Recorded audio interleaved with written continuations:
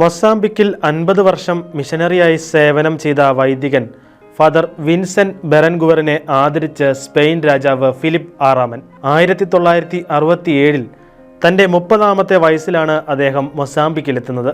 Spanish institute of foreign മിഷൻസിലെ വൈദികനാണ് father Vincent. 21 ദിവസം നീണ്ടു നിൽക്കുന്ന ഒരു ബോട്ട് യാത്രയ്ക്കായി മൊസാംബിക്കിലേക്ക് യാത്ര പുറപ്പെട്ട സംഭവമാണ് അദ്ദേഹത്തെ അവിടെ ഒരു മിഷണറിയാക്കി മാറ്റിയത്.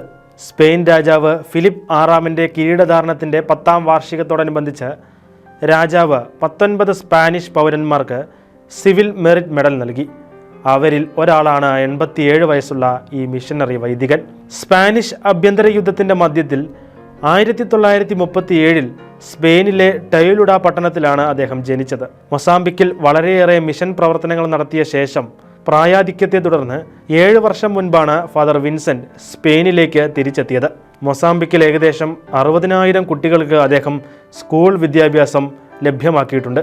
മൊസാംബിക്കിലെത്തിയപ്പോൾ രാജ്യത്തിൻ്റെ വടക്ക് ഭാഗത്തുള്ള ടെറ്റെ ജില്ലയിലേക്കും അവിടെ നിന്ന് ഉൾപ്രദേശത്തുള്ള ചങ്ങറയിലേക്കും അദ്ദേഹത്തെ നിയമിച്ചു. പിന്നീട് പോർച്ചുഗീസ് കോളനിയായിരുന്ന രാജ്യത്തിൻ്റെ സ്വാതന്ത്ര്യത്തിനായി അദ്ദേഹം നിലകൊണ്ടു. ഈ നിലപാട് അദ്ദേഹത്തെ 1973 1 വർഷത്തേക്ക് രാജ്യം വിടാൻ നിർബന്ധിതനാക്കി. സ്വാതന്ത്ര്യത്തിന് ശേഷം കത്തോലിക്ക സഭയുടെ ഉടമസ്ഥതയിലുള്ള ഭൂരിപക്ഷം ആശുപത്രികളും സ്കൂളുകളും ദേശസാൽക്കരിക്കുന്ന ഒരു കമ്മ്യൂണിസ്റ്റ് ഭരണം നിലവിൽ വന്നു. ഇതേ തുടർന്ന് ഒരു വിദ്യാലയത്തിൽ അധ്യാപകനായും അതിൻ്റെ ഡയറക്ടറായും ഇടവക വികാരിയായും ഈ മിഷണറി സേവനം ചെയ്തു.